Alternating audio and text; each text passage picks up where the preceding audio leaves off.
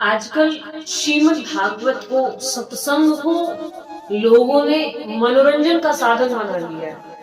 देखिए, श्रीमद् भागवत मनोरंजन का साधन नहीं है। श्रीमद् भागवत मनोमंथन का साधन है।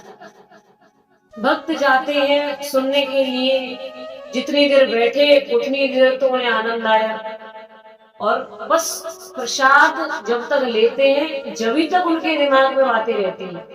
प्रसाद लिया और वहां से चले, और रास्ते में कोई पूछे, खास करके जो मेरी माताएं हैं उनका स्वभाव ऐसा है, रास्ते में कोई पूछे, दूसरी मैया बोली कैसी चल रही है कथा? अरे कथा बड़ी आनंद आ रहा है, कथा बड़ी बढ़िया चल रही है। कहा सुनी आई? बस यही है, मत पूछो कहा सुनी आई, यही नहीं पता बस।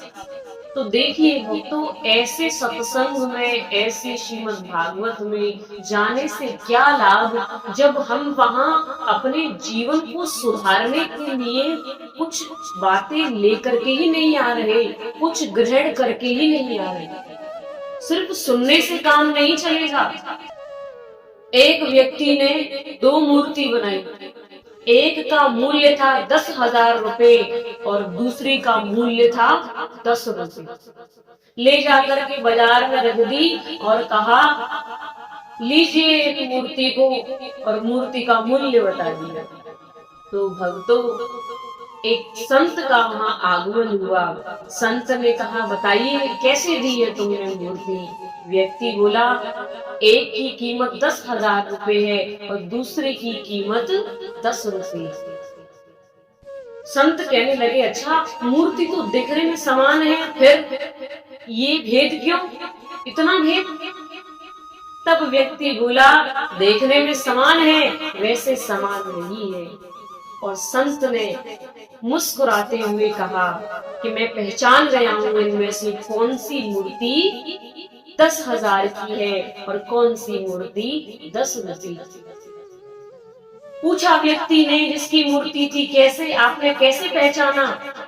तब संत ने भक्तों एक डोरा लिया, एक धागा लिया, और जो 10,000 की मूर्ति थी उसके कान में डाला, और जो कान में डाला तो वो धागा कान से जाकर के सीधे भीतर हृदय में चला गया।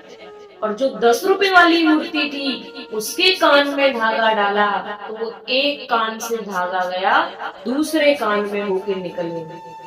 तब कहने लगे संत, जिसकी कान में डोरी डाली और डोरी हृदय तक गई, ये 10,000 रुपए की मूर्ति है, और जिसकी एक कान से डाली और दूसरे से निकल गई, ये 10 रुपए वाली मूर्ति है। कहने का अभिप्राय भक्तों इतना है, यदि अपना मूल्य बढ़ाना है, यदि अपने जीवन को मधुर बनाना है, तो जो सुन के आ रहे हो उसको जीवन में उतारो, उसको जीवन में लेके आओ। अब 7 दिन की कथा को श्रवण करते हैं भक्त। अब ऐसा तो नहीं है कि सारी की सारी बातें ग्रहण कर ले और जीवन में उतार ले, ये तो संभव ही नहीं है। ज्यादा नहीं, कुछ बातें वहां से लेकर के आइए, परंतु उनको लाने के बाद अपने जीवन में उतारिए कि हम आज के बाद ये कार्य ऐसे नहीं ऐसे करें, ऐसे नहीं ऐसे करें। और देखना छोटे छोटे बदलाव ही आपके जीवन में बहुत बड़ा परिवर्तन लेकर के आएंगे, एक नई दिशा की ओर लेकर के जाएंगे। और मैं तो ये कहती हूँ, जहाँ कहीं भी भागवत हो रही हो, सत्संग हो रहा हो, सारे कार्य छोड़ करके वहां जाइए। अरे आपसे कौन सा ज्यादा समय मांगा है, कुछ घंटे ही तो मांगे हैं, वो भी निकालने में आपको इतनी परेशानी होती है, इतनी दिक्कत होती है।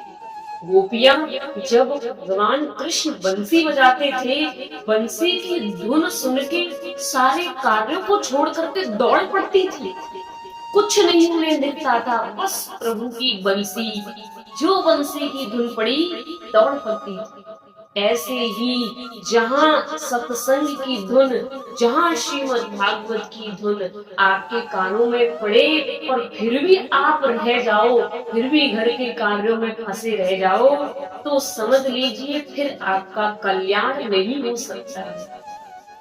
क्योंकि वास्तव में जो भक्त होगा वो फिर रह नहीं पाएगा, वो खुद को रोक नहीं पाएगा, वो उस स्थान पर जाएगा ही जाएगा। हमें भक्तों बस यही भाव लेकर के आना है। कर्माबाई कर्माबाई की भक्ति बड़ी विचित्र थी। कर्माबाई ऐसी इतने भाव से प्रभु के लिए खिचड़ी बनाती थी कर्माबाई। और जगन्नाथ भगवान खिचड़ी खाने के लिए कर्माबाई यहाँ राजस्थान में जाते थे और बिना नहाए धोए खिचड़ी बनाती और भगवान बड़े प्रेम से खाते। और एक बार क्या हुआ, एक संत पधारे कर्माबाई के यहाँ, उन्होंने देख लिया कि ये बिना नहाए धोए खिचड़ी बना रही है, भगवान के लिए भोग बना रही है। कहने लगे, कर्माबाई ये क्या पाप कर रही हो तुम, बिना स्नान किए आज तुमने भगवान का भोग बना दिया और तुम्हें पाप लगेगा। कर्माबाई ने अगले दिन से स्नान करके खिचड़ी बनाने रखी। अब उसमें देरी हो गई। उधर से ठाकुर जी आ गए भक्तों। ठाकुर जी ने आवाज लगाई, कर्मा जल्दी कर्मा। कर्माबाई का नाम कर्मा नहीं था। ठाकुर जी उनसे जल्दी कर्मा कहते थे, इसीलिए उनका नाम कर्माबाई पड़ा। देरी हो गई, जल्दी जल्दी खा रहे हैं, पूछ रहे हैं आज देरी कैसे हो गई। तब कहा कर्माबाई ने, आज वो संत आ गए थे, उन्होंने कहा स्नान करके भगवान का भोग बनाया करो, तब मैं देर हो गई। भगवान ने जल्दी जल्दी, क्योंकि वहां जगन्नाथ मंदिर में आरती का समय हो रहा था, खिचड़ी प्रभु ने खाई, मुख पे खिचड़ी लग रही है। और जो पर्दा खुला मंदिर का, दर्शन की पुजारी ने, भक्तों ने, पुजारी ने कहा, भगवान आज कहाँ से भोग लगा के आ रहे हो, हमारा भोग तो यों को यों ही रखा है और आप कहाँ से भोग पा के आ रहे हो कि मुख भी साफ नहीं। भगवान ने कहा, ये तो बाद में बताऊंगा, पहले उस संत को ढूंढो, बड़ा पुजारी बना फिर रहा है कि स्नान करके खिचड़ी बनाओ, पहले उसको पकड़ो और उससे बोलो, कह करके आए कर्माबाई से कि जैसे खिचड़ी बनाती है वैसे ही खिचड़ी बनाती है। गए वो संत वापस और संत ने कहा कर्माबाई से, कर्माबाई जैसी बनाती आ रही हो खिचड़ी वैसे ही बनाओ। ये प्रेम है भक्तों। वैसे तो भोग स्नान करने के बाद ही बनाया जाता है, परंतु जब प्रभु से प्रेम होता है, जब प्रेम के बंधन में प्रभु बनते हैं, तब वहाँ कोई नियम नहीं होता, कोई कानून नहीं होता। प्रेम में तो फिर मंगल ही मंगल होता है, अमंगल नहीं होता। कर्माबाई एक बार तो खिचड़ी बना रही है और चूल्हे पर खिचड़ी उफन रही है, कुछ न मिला चलाने के लिए दातुन कर रही है, दातुन निकाली उसी से चलाने लगी। और भगवान देख रहे हैं, प्रसन्न हो रहे हैं। और उस दिन प्रभु ने बड़ी आनंद से खिचड़ी खाई और कहा, जब कर्माबाई ने पूछा प्रभु कैसी लगी खिचड़ी, तो प्रभु बोले, आज तो इतनी स्वाद है और दिन से भी ज्यादा आज स्वाद लग रही है, क्योंकि उसमें एक भक्त का प्रसाद छुपा हुआ है।